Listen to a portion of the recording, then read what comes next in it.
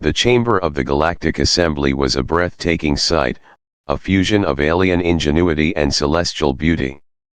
Its crystalline walls seemed alive, capturing the light of distant stars and refracting it into shifting patterns of color that danced like living auroras.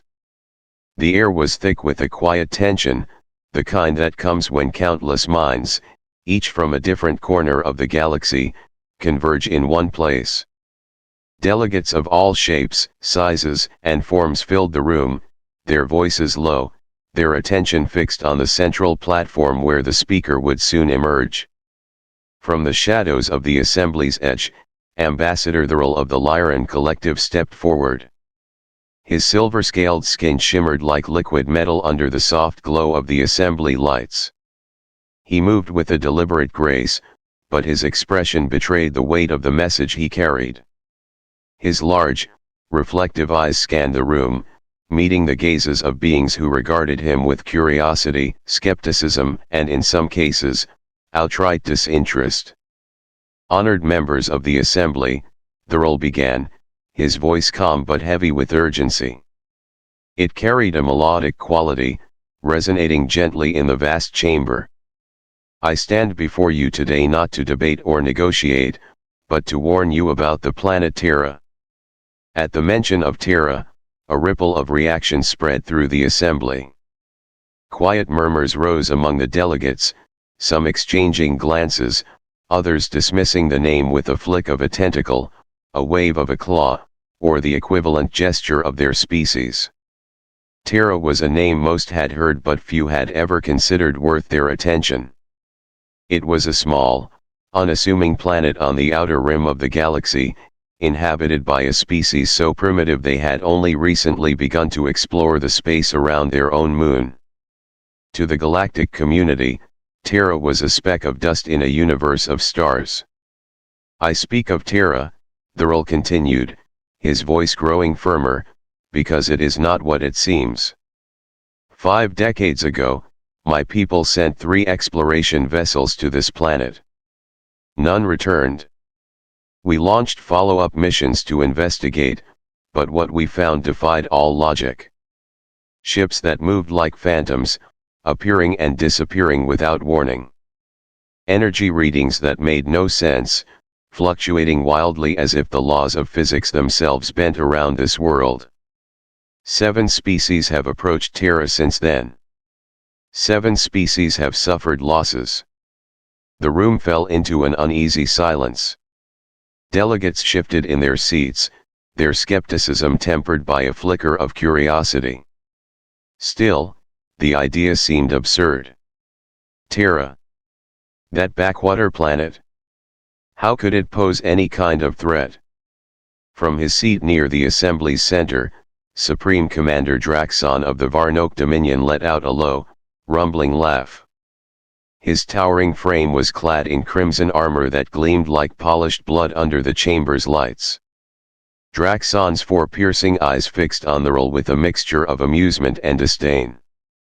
The Varnoke were a warrior race, proud and unyielding, and Draxon embodied their arrogance. Ambassador Thurl, Draxon said, his deep voice dripping with mockery, are you truly suggesting that this, primitive species, these Terrans, destroyed your ships? A species that still burns fossil fuels and relies on combustion engines to power their machines. Surely you jest. Laughter rippled through parts of the assembly. The Lyrans were known for their pacifism, their aversion to conflict, and their lack of military strength. To many, Thurl's warning sounded more like the nervous ramblings of a weak species than a credible threat. But Thurl did not flinch. His voice rose, cutting through the laughter with a sharpness that demanded attention. This is no laughing matter. Terra is not what you believe it to be. It is not a primitive world. It is a trap, a fortress hidden in plain sight. Every ship that approaches it vanishes, every attempt to study it ends in failure. I beg you do not underestimate them. The assembly fell quiet again, but the silence was laced with disbelief. Draxon leaned back in his chair, a smirk curling across his face. He raised one massive hand, dismissing the Earl's words as though swatting away an insect. "The Varnoke Dominion will handle this matter," Draxon declared, his voice booming with authority. "If Terra is a threat, we will crush it beneath our fleet. And if it is not, then its resources will serve the galaxy, as they should. Either way, the Dominion will bring clarity to this mystery."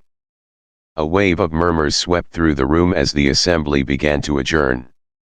Delegates rose from their seats, their attention already shifting to other matters.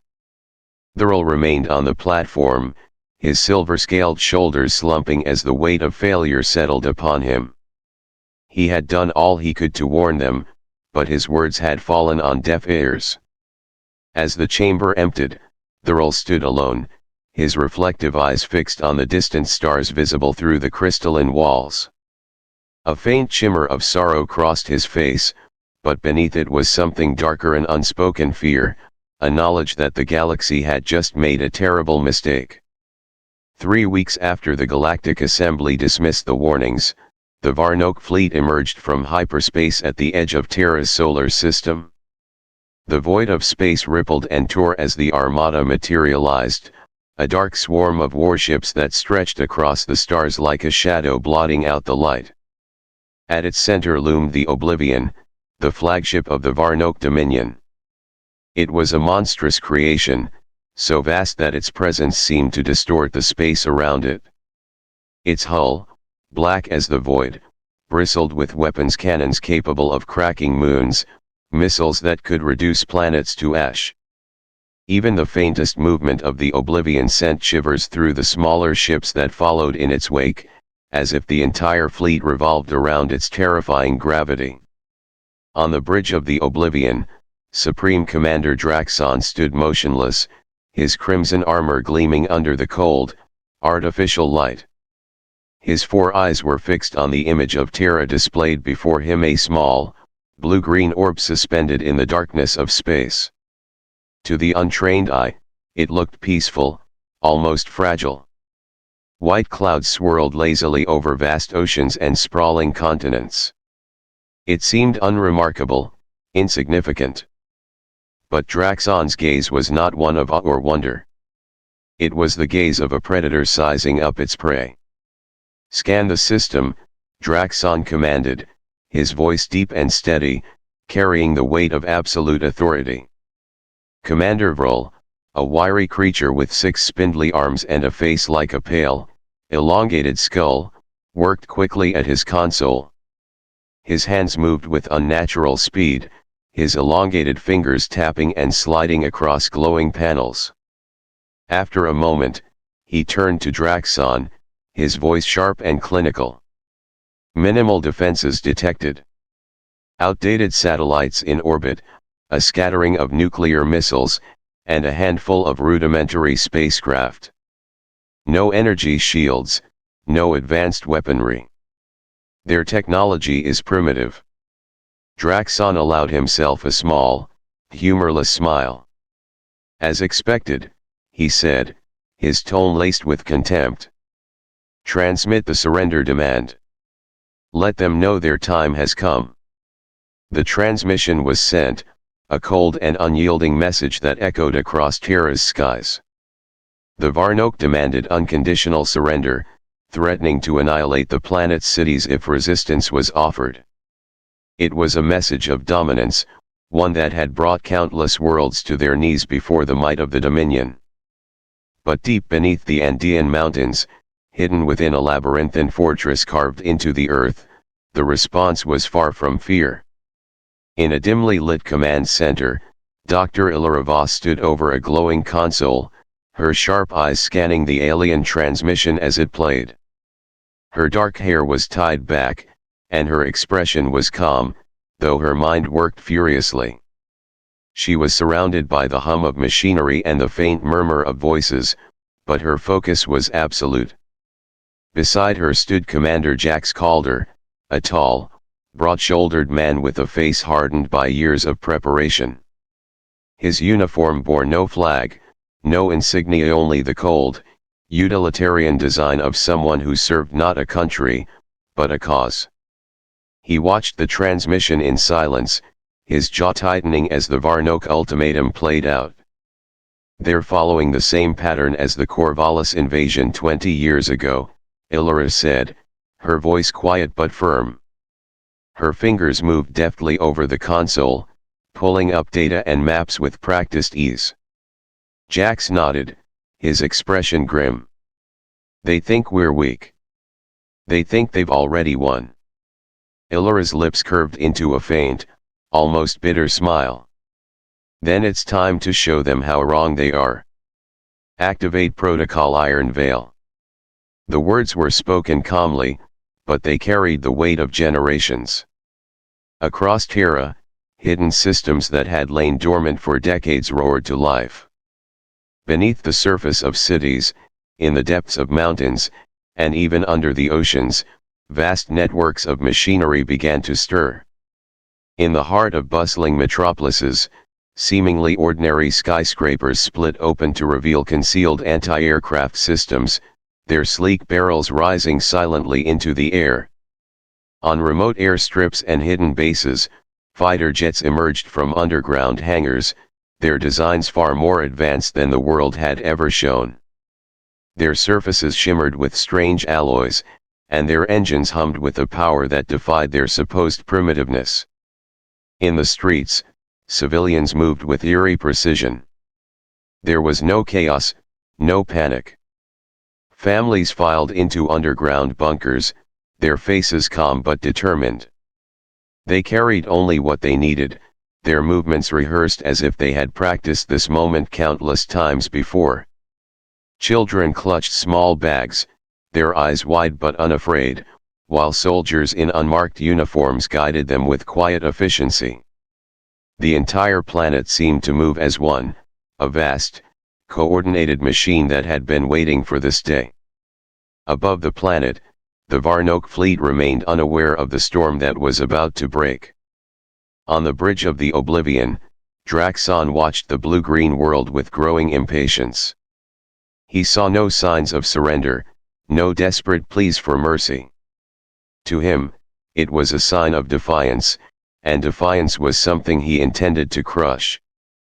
Fools, he muttered, his voice low and filled with disdain. They don't even know what's coming.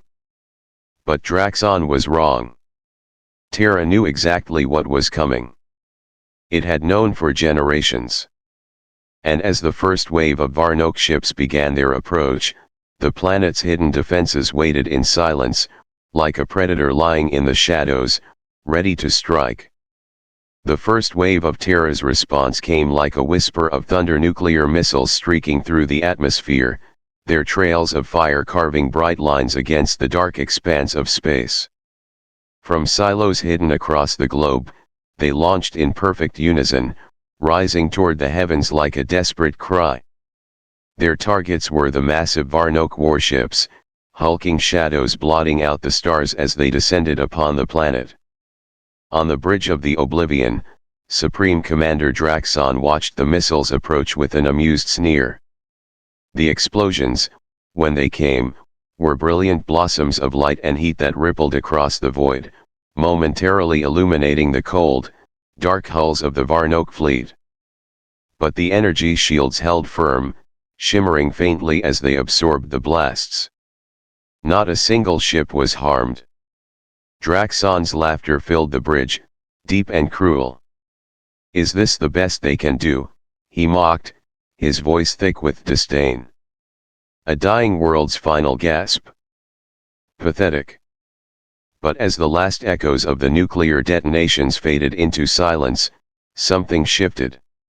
The air on the bridge grew heavier, as if the universe itself was holding its breath. And then, the real fight began. From the surface of Terra, a swarm of fighter jets erupted into the skies.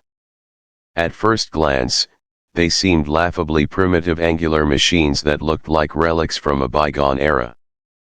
But then they moved.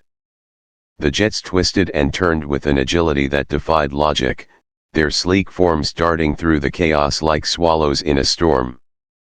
They wove between the Varnoke interceptors, their movements unpredictable, almost organic. The Varnoke pilots, arrogant in their technological superiority, were caught off guard.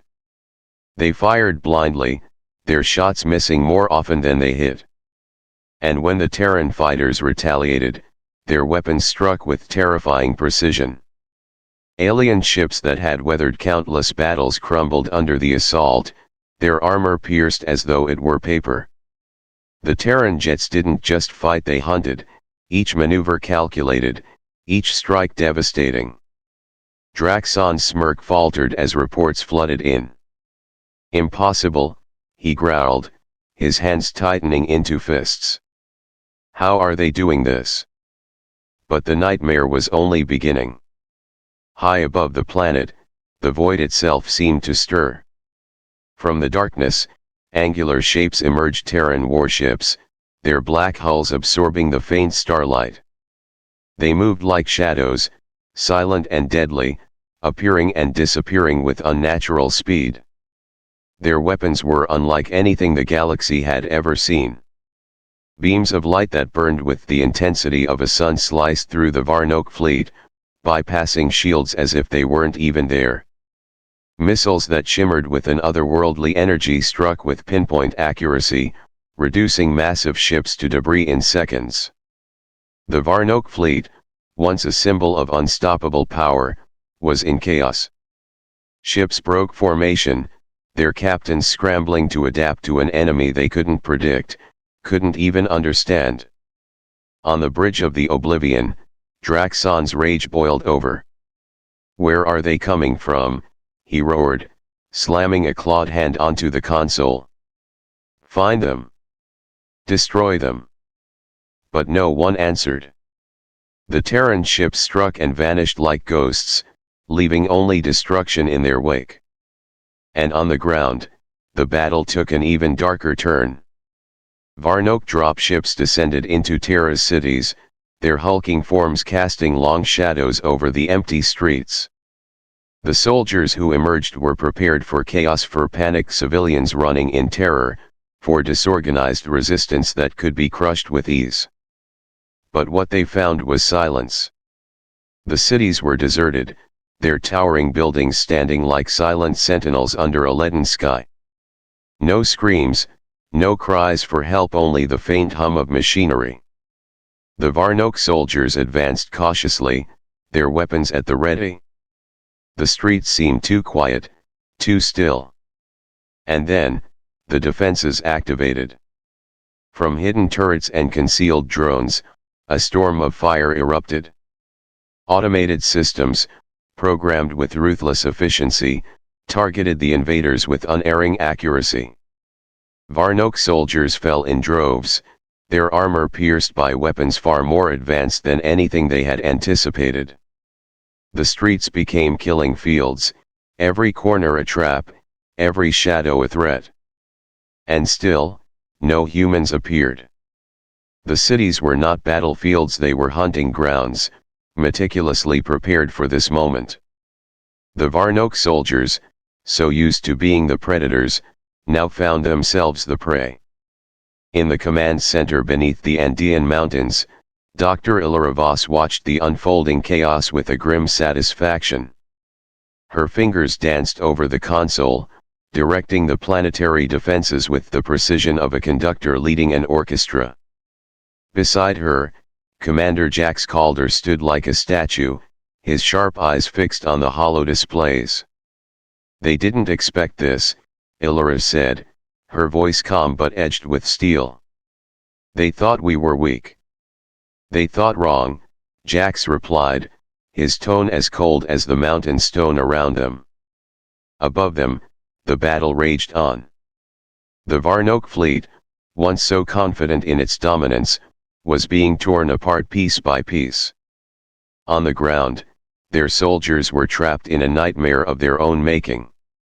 And across Terra, the hidden strength of humanity revealed itself, a force forged in the shadows, waiting for the moment to strike. For generations, the galaxy had looked down on Terra, dismissing it as a backwater world, a forgotten speck in the vastness of space. But now, as the Varnoke invasion crumbled under the weight of an enemy they couldn't comprehend, one thing became clear. Terra was no prey. It was a predator, and the hunt had only just begun. As the battle unfolded like a storm unraveling in slow motion, the unshakable confidence of Supreme Commander Draxon began to waver. The once mighty Varnoke fleet, a force that had crushed countless civilizations, was being systematically torn apart. Reports poured in from every corner of the battlefield, each one more dire than the last. The Terran ships, those strange, angular shadows that seemed to drift in and out of existence, struck with surgical precision. Their weapons were not only devastating, they were mercilessly efficient, cutting through the Varnoke's once impenetrable defenses as though they were mere illusions. Draxon's four eyes burned with frustration as he paced the bridge of the Oblivion. Around him, his officers worked frantically, their clawed hands darting across glowing consoles, their voices trembling with barely contained panic.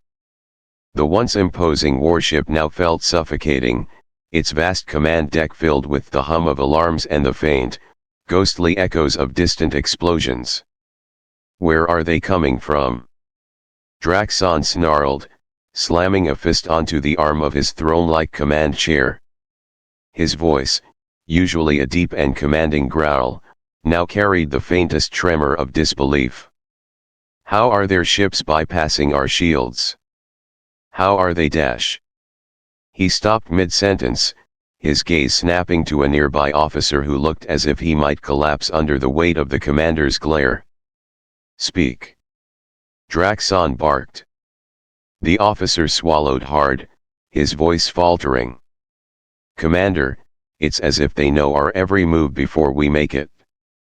Their tactics, their precision, it's not natural. Draxon's claws scraped against the cold metal of his chair. Not natural, he repeated softly, his voice dripping with venom. You think I need superstition right now? I need answers. But no answers came. Only more reports of failure, of chaos. On the ground, his elite soldiers trained to crush resistance with overwhelming force were being captured or slaughtered. Their advanced armor, their weapons that had once inspired terror across the galaxy, were useless against the automated defenses that seemed to anticipate their every move. The streets of Terra's cities, once expected to be filled with screaming, helpless civilians, were instead eerily empty, save for the relentless machines that hunted the invaders like wolves stalking prey. And then, the transmission came. The hum of the bridge fell silent as a new presence filled the air, one that seemed to carry with it an almost tangible weight. A face appeared on the massive central screen, sharp and calculating, with eyes that gleamed like cold steel. The man was human, but there was something about him, something in his expression, in the way he held himself that felt almost otherworldly. Commander Draxon, the man said, his voice calm, measured, but edged with an unmistakable menace. I am Director Elias Kane of the Terran Defense Directorate. I believe you've come to realize the gravity of your mistake. Draxon's jaw tightened, his claws digging into the arms of his chair. Who are you to speak to me this way? He demanded, though his voice lacked its usual force. Your planet is nothing but a primitive backwater. You should have bowed before us, yet you dash. Kane cut him off with a faint, almost dismissive smile. Spare me the bravado, Commander. You were warned not to come here. Terra is not what it seems. For a moment, Draxon said nothing. His mind raced, trying to piece together the fragments of the battle, the inexplicable defeats, the overwhelming sense that something was deeply, fundamentally wrong. And then, the realization struck him like a blow. This entire system is a trap, he said, his voice cracking with disbelief. The words felt heavy as they left his mouth, as though speaking them made the truth even more unbearable. Kane's smile widened, though it remained cold, devoid of any warmth. "Exactly," he said, his tone as sharp and precise as the weapons that had decimated the Varnoke fleet. "And you walked right into it?" Draxon's claws clenched so tightly that the metal beneath them groaned in protest. "Impossible," he hissed. "No world, no species could have planned this. Not against us." Kane tilted his head slightly, his gaze unwavering. "You underestimated us, Commander. Like so many before you. You saw a planet of farmers and laborers, of outdated technology and scattered nations. But Terra is more than a world. It is an idea. A legacy. And we have spent centuries preparing for the day when someone like you would come." Draxon's mind reeled. Centuries. The thought was absurd. No civilization could sustain such a level of secrecy, such a unified effort, for so long. And yet, the evidence was all around him. The Terran ships that seemed to defy physics. The ground defenses that had turned his soldiers into helpless prey. The eerie precision of their attacks, as though the humans had been studying the Varnoke for generations. "You think you've won," Draxon said, though his voice lacked conviction. "But the Dominion does not fall so easily. Reinforcements will come. Your planet will burn." Kane's expression didn't change, but there was a flicker of something in his eyes, pity, perhaps, or something even colder. "Reinforcements," he repeated, his tone almost amused. "Do you think we haven't planned for that as well? Do you think we don't know every move your Dominion will make, every strategy, every contingency?" Draxon opened his mouth to respond, but no words came. For the first time in his long and brutal career, he felt the icy grip of fear. Not the fear of death he had faced that many times, but the fear of the unknown. Of an enemy he couldn't understand, couldn't predict, couldn't defeat. Kane leaned closer to the screen, his voice dropping to a near whisper, though it carried through the bridge with a weight that seemed to press down on everyone who heard it. "You should have listened to the warnings, Commander. Terra is not what it seems. And now, you will see what happens to those who dare to threaten our home." The transmission ended abruptly, leaving the bridge in silence. Draxon stared at the empty screen, his mind racing, his chest heaving with the effort of suppressing the panic that threatened to consume him.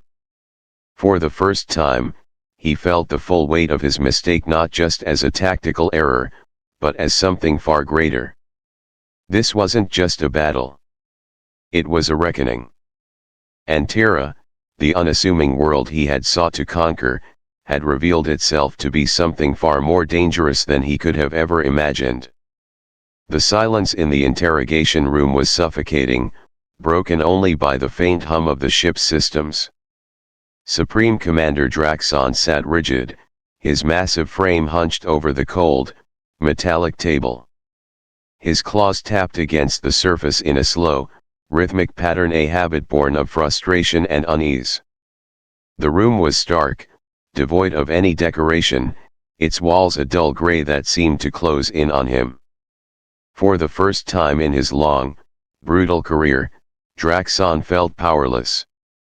The door hissed open, and a figure stepped inside.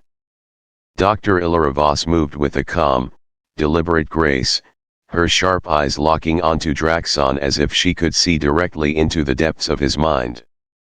She carried a sleek tablet, but her presence alone was enough to fill the room with an almost unbearable tension.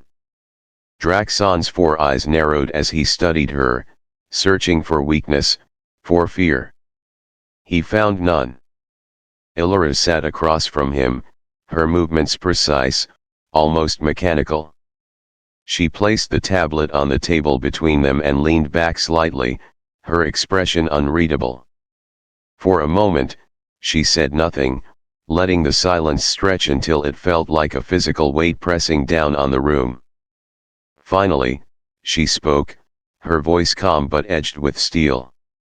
"Commander Draxon," she began, her tone devoid of malice yet carrying a quiet authority that demanded attention. "You deserve to know the truth about Terra." Draxon's claws stilled. His gaze flickered to the tablet, then back to Illyra. "Truth," he growled, his voice low and dangerous. "What truth could possibly justify this madness?" Illyra didn't flinch. Instead, she tapped the tablet, and a holographic star map sprang to life between them. The room was bathed in a faint, ethereal glow as countless stars and planets shimmered in the air, their positions frozen in time. But this was no ordinary map. It was ancient, its details unfamiliar even to Draxon, who had studied the galaxy's history extensively. "This," Illyra said, gesturing to the map, "is the galaxy as it was 50,000 years ago." Draxon's eyes widened slightly, though he said nothing. The date alone was enough to unsettle him. 50,000 years long before the Varnoke Dominion had risen to power, long before most of the galaxy's current civilizations had even existed. Illyra's voice softened, though it carried an undercurrent of bitterness. "Terra was not always our home. We were sent here, Commander." "Banished?" Draxon's brow furrowed. "Banished? By whom?" "The architects," Illyra replied, her tone sharpening as she spoke the name. "An ancient species, long extinct, but their influence still lingers. They were the first to truly understand what humanity was capable of. And they feared us." Draxon leaned forward, his claws curling into fists. "Feared you? Why?" Illyra's gaze hardened, her eyes locking onto his. "Because they saw in us what you are only beginning to understand. Humanity is adaptable, relentless. We do not break, Commander. We evolve." And that terrified the architects. They saw us as a threat to the balance of the galaxy, a species that could not be controlled. So they acted. She gestured to the hologram, and the map shifted, zooming in on a single, unremarkable star system. Terra's system.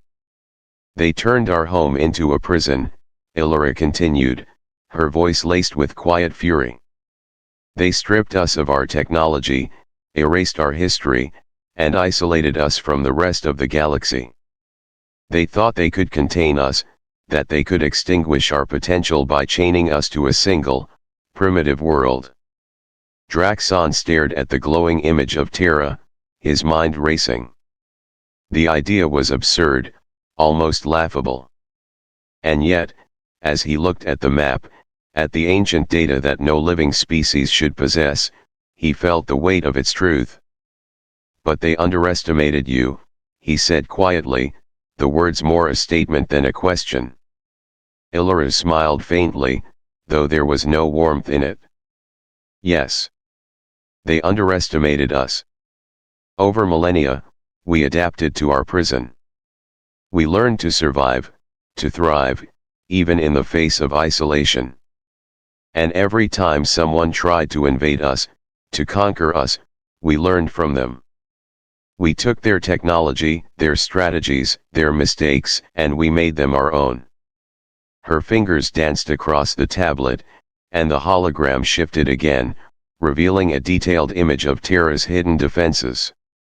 Vast networks of orbital platforms, cloaked ships, and advanced weaponry surrounded the planet like a web of shadows. It was a fortress, impenetrable and terrifying in its complexity. Draxon's four eyes widened as he took in the sight. "How long?" he asked, his voice barely above a whisper. "How long have you been preparing for this?" Illyra met his gaze, her expression unyielding. 50,000 years, she said simply. Every invasion, every war, every species that tried to conquer us made us stronger. Including yours. Draxon's claws scraped against the table, his mind reeling. 50,000 years. The number was incomprehensible. No species could maintain such a long-term vision, such unwavering determination. And yet, here it was, laid bare before him. Terra was not a planet of primitives. It was not a backwater world to be conquered. It was a machine, a living, breathing organism that had spent millennia evolving into the perfect predator. You turned your prison into a fortress, Draxon said, his voice tinged with both awe and horror. Illyra nodded. And now, it is your prison, Commander.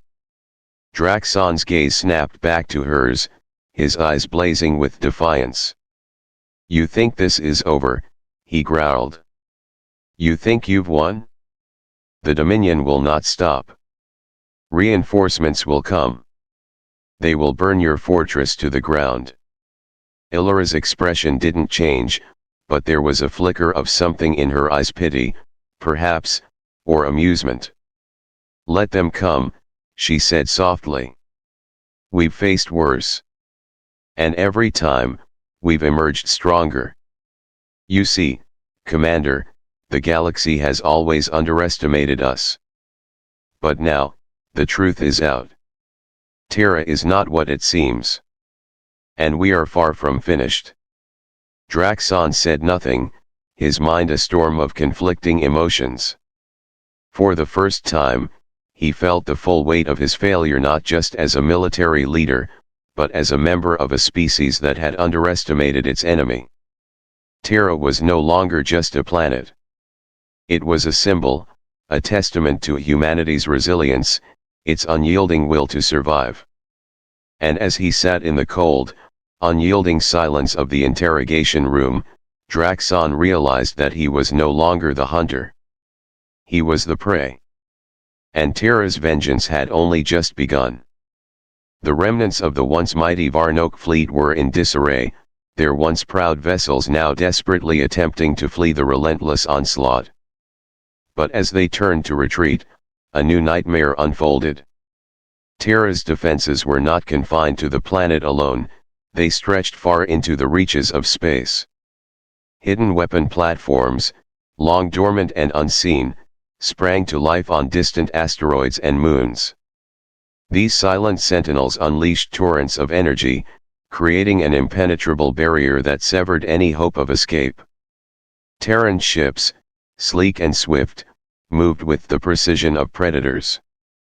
They pursued the fleeing Varnoke vessels with a chilling efficiency, disabling them one by one.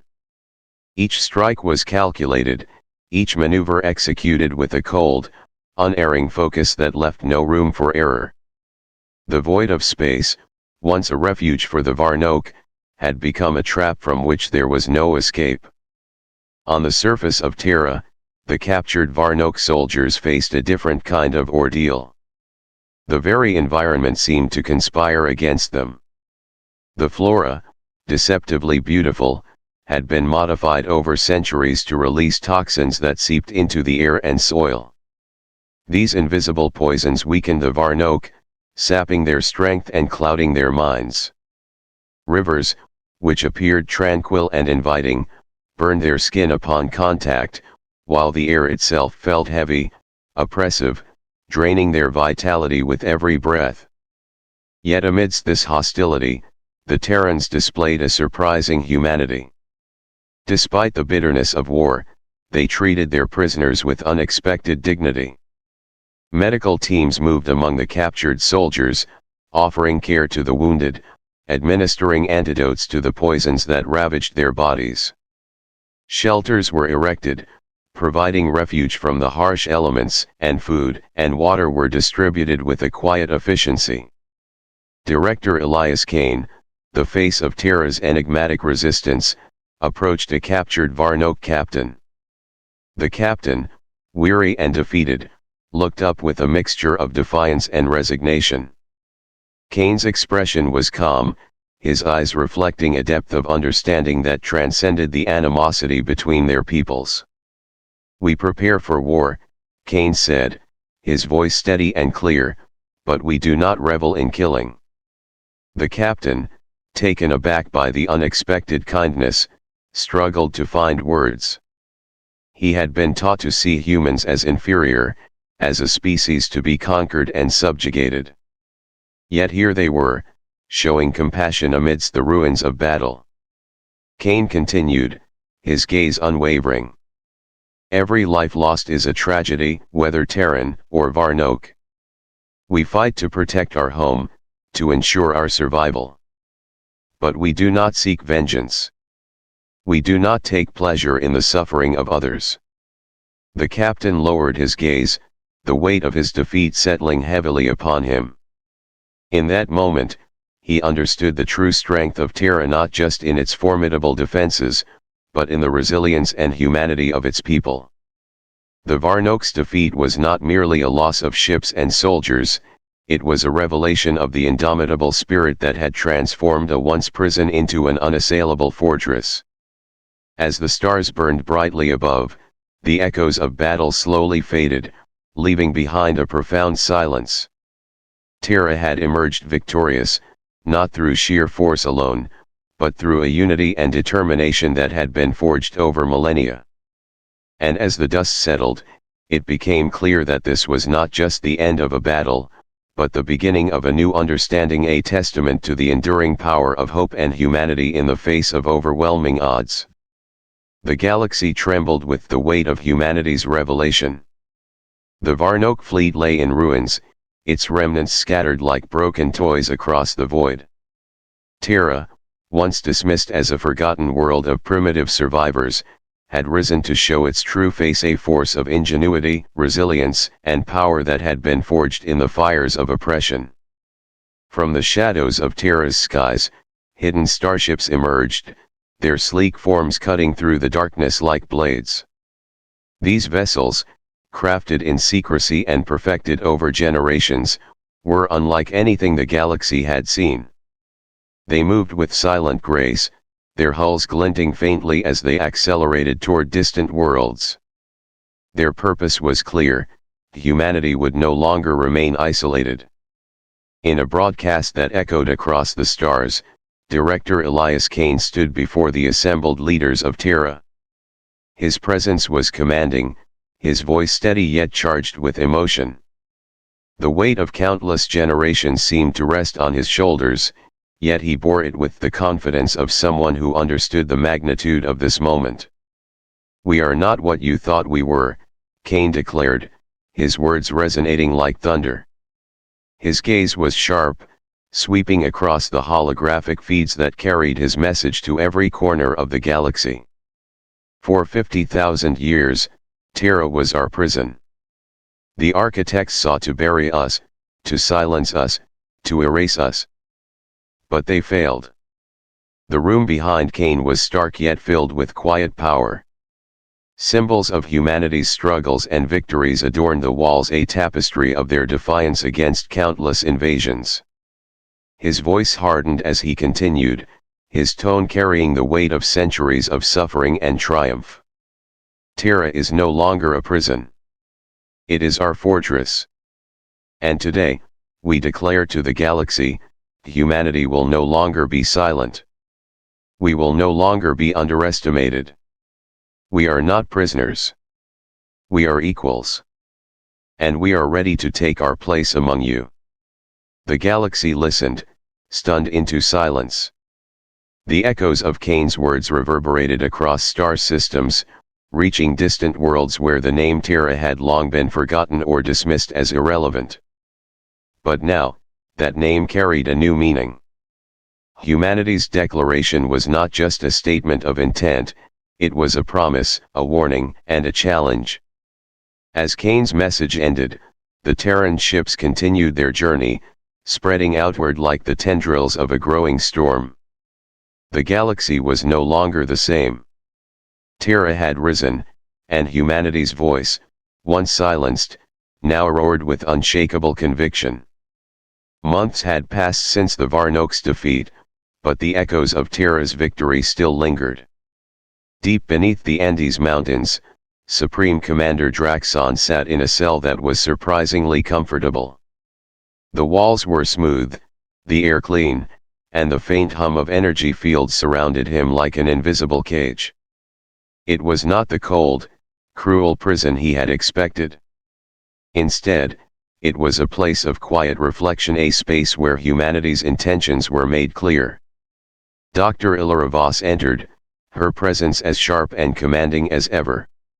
She carried no weapons, no tools of interrogation, only the weight of humanity's history and the future they intended to shape. Draxon watched her approach, his 4 eyes narrowing as he tried to decipher the purpose behind her visit. "You've learned much about us," Voss began, her voice calm but laced with an undeniable strength. "But there is still more to understand." Draxon leaned back, his claws resting idly on the armrests of his chair. He had spent weeks in this cell, hearing fragments of humanity's story, their struggles, their victories. Yet he still could not grasp the full scope of their transformation. Voss's gaze was steady as she continued. "Your empire taught us many things. Every invasion, every war, every attempt to break us made us stronger. You showed us how to adapt, how to endure, how to rise above even the worst of circumstances. And now, we will teach the galaxy what it means to survive." Her words hung in the air, heavy with meaning. Draxon said nothing, but his mind raced. He had underestimated humanity, as had countless others before him. And now, he saw the consequences of that arrogance. Above Terra, the starship Ecliptica prepared for its maiden voyage. Its hull gleamed in the light of the sun, a symbol of humanity's newfound strength and ambition. The ship was massive, yet it moved with a quiet grace, its engines humming with the promise of exploration and diplomacy. Behind it, dozens of Terran vessels followed, their formations precise and disciplined. The fleet carried humanity's message to the galactic core, a message of peace, but also a warning.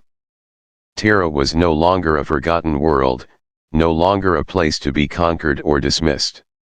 It was the galaxy's greatest fortress, and its people were ready to lead. As the Ecliptica launched, its engines blazing against the backdrop of stars, the galaxy watched with a mixture of awe and apprehension. Humanity was no longer a silent prisoner. It was a force to be reckoned with, a beacon of resilience and determination. And deep beneath the Andes, Draxon sat in silence, the weight of his defeat pressing down on him. Terra had risen, and humanity's era had begun.